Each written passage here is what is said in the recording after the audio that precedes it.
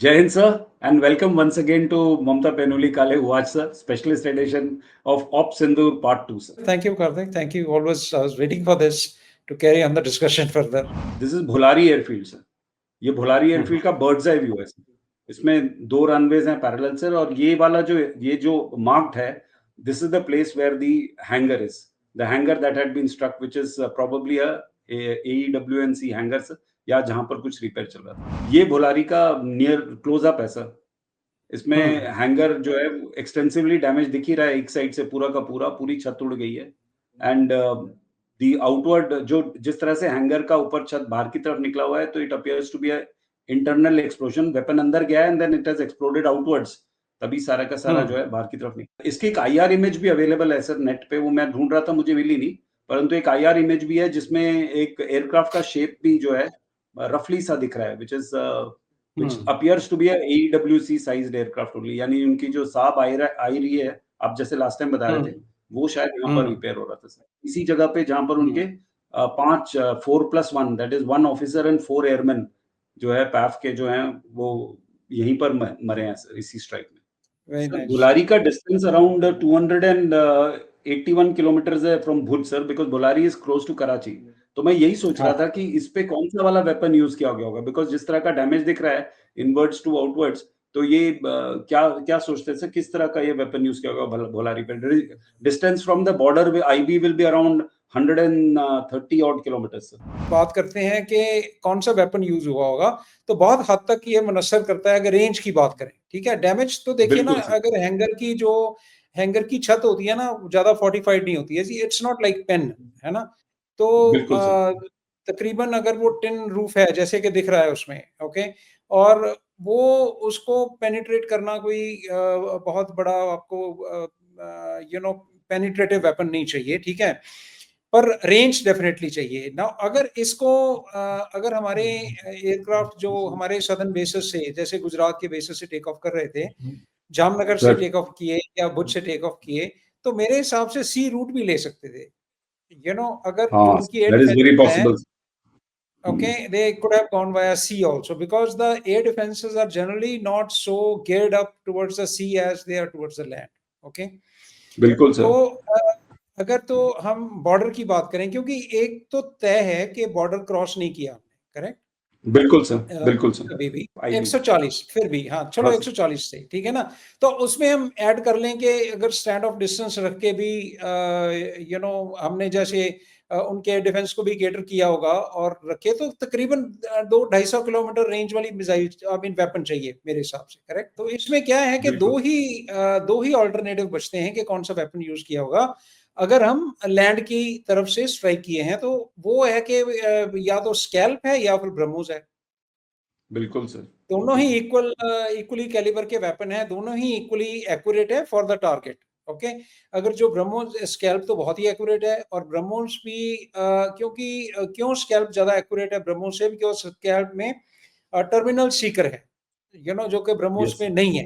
Okay, वो जो INGPS पे जाती है, कोऑर्डिनेट्स पे, और टॉप अटैक था, क्योंकि ये शिप जैसा अटैक नहीं है कि जो हॉरिजॉन्टल है ना. हम देख सकते हैं कि अगर ऊपर छेद हुआ तो टॉप अटैक हुआ होगा, करेक्ट. बिल्कुल सर. और जो स्कैल्प है वो क्या है कि टर्मिनल सीकर की वजह से बहुत ज्यादा एक्यूरेट है. अब ये दो वेपन यूज हो सकते हैं, या तो ब्रह्मोस या स्कैल्प. और अगर हम बात करें कि सी के रास्ते से कोशिश करें, तो काफी हद तक फिर और पास जा सकते हैं वेपन की. तो हो सकता है रैम्पेज जैसे वेपन की रेंज में भी ये आ जाए. ओके, बट जहां तक क्योंकि वैल्यू की, टारगेट की वैल्यू समझते हुए कि अगर मेरे हिसाब से इंटेलिजेंस रही होगी कुछ कि यहाँ पे क्या हाउस किया जा रहा है इस हैंगर में, उसको देखते हुए मेरे हिसाब से सबसे ज्यादा प्रेफर्ड वेपन मेरे हिसाब से स्कैल्प होना चाहिए. नंबर 2 पे ब्रह्मोस आनी चाहिए. और अगर वो साउथ के रास्ते से गए हैं, तो हो सकता है रैम्पेज या बहुत डेयरिंग अटैक हो तो हैमर भी यूज किया जा सकता है. हाँ sir, even I agree sir that I think the first choice would definitely have been a SCALP type weapon. पहला चॉइस स्कैल्प टाइप ही होगा सर, बिकॉज उसमें स्टैंड ऑफ भी अच्छा आएगा. देन उसमें like you said sir, terminal seeking है, तो हो सकता है पॉइंट ऑफ एंट्री जो है वो एक्चुअली छत ना हो, साइड से दरवाजे से भी जो साइड वाली वॉल है उससे भी जा सकता है.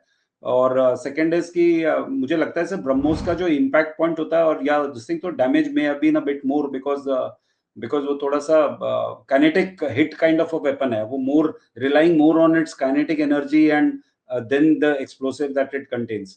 सो ये तो एंड ये मुझे लग रहा है सर, जैसे आपने बोला कि अराउंड अगर बिकॉज हैंगर है बड़ा है सर, मैंने इसका साइज चेक किया था, दीज आर बिग हैंगर्स, तो ये जो बड़े हैंगर्स हैं इनमें एक्सप्लोसिव कंटेंट की रिक्वायरमेंट भी शायद ज्यादा रही होगी। ये हाँ So, ये जो जैसे आप इमेज देख रहे हैं ना कार्तिक, सर ये अगर आप मोटा मोटा इमेज को एनालाइज करें, आई डोंट नो जूम कर सकते हैं कि नहीं, बट अगर इसको एनालाइज करते हो आप तो सर जैसे ना बुलेट का छेद होता है ना, जैसे किसी को रिवॉल्वर की गोली होती है, ठीक है, बिल्कुल सर, वो जहां हाँ से सर, एंटर करती है बॉडी में, आम आदमी की बात कर रहा हूँ, जहां से एंटर करती है और जहां से निकलते हैं दोनों छेद बहुत अलग होते हैं।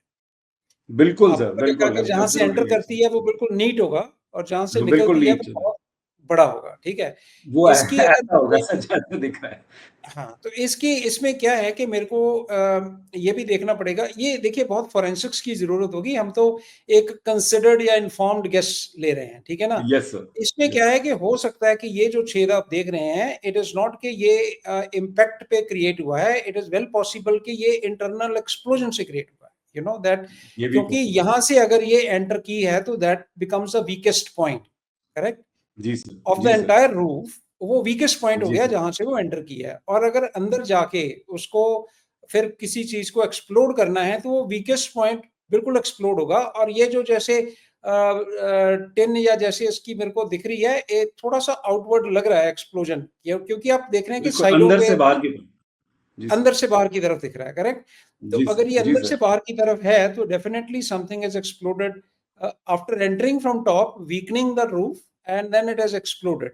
और ये दोनों में क्षमता है, यू नो, स्कैल्प में भी और ब्रह्मोस में भी। ब्रह्मोस तो मार्क टू के यू नो हिट है, आई मीन बहुत 3000 पीसीआई स्ट्रक्चर को भी मार सकती है।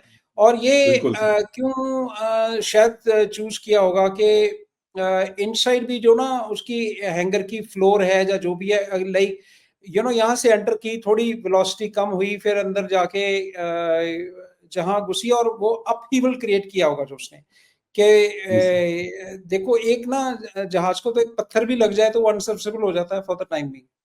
हमने देखा है ना, बर्ड हिट हो जाए तो जी नहीं सर, उड़ा सकते, है ना? और ये तो हम तो गोला यस, बारूद की बात कर रहे हैं यहाँ पे, ठीक है? तो इसलिए ज़्यादा महत्व रखेगा कि किस रेंज से हमने इसको टारगेट किया, कि थ्रू लैंड किया या थ्रू सी किया।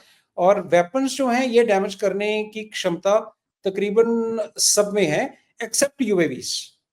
मैं मानूँगा कि हाँ, यूएवी प्रोबेबली इतना डैमेज नहीं कर सकता, इसके लिए प्रॉपर बिल्कुल वॉरहेड सर, चाहिए। तो वो जो बिल्कुल सर, वॉरहेड है आई एग्री विद वो दिस, हमारे पास अवेलेबल है नंबर ऑफ वेपन्स में। ब्रह्मोस में अवेलेबल है, स्कैल्प में अवेलेबल है, रैम्पेज में अवेलेबल है, स्पाइस में अवेलेबल है, हैमर में अवेलेबल है। तो आपके पास 5 किस्म के वेपन हैं जो ये कर सकते थे। ओनली कंसिडरेशन वुड बी कौन सी रेंज से किया है आपने। बिल्कुल sir, absolutely right sir. I think this thing and damage assessment तो हमने क्या ही दिया sir, probably 1 AWNC and some 5 personal, but it appears to have been जो हैंगर का हिडन पोर्शन है सर, उसमें भी जो हाँ, भी चीज होगी उसमें तो डैमेज हुआ ही होगा, बिकॉज बिल्कुल। shrapnel would have flown everywhere and some things would have damaged, got burnt inside, because अंदर पूरा काला है, so it is likely that या some things have burnt inside for some time also। तो वो डैमेज तो खैर तब तक पता नहीं चलेगा जब तक पाकिस्तान एयरफोर्स जो है वो कन्फेशन ना करना शुरू कर दे sir, but that is not likely to happen, so we are not going to get the correct answer। So yes sir, Bholari, so we can safely assume that the Bholari strike was probably an aircraft assisted strike, जिसमें weapon जो था वो aircraft has carried that weapon of choice could be scalp or rampage, and it could be BrahMos also।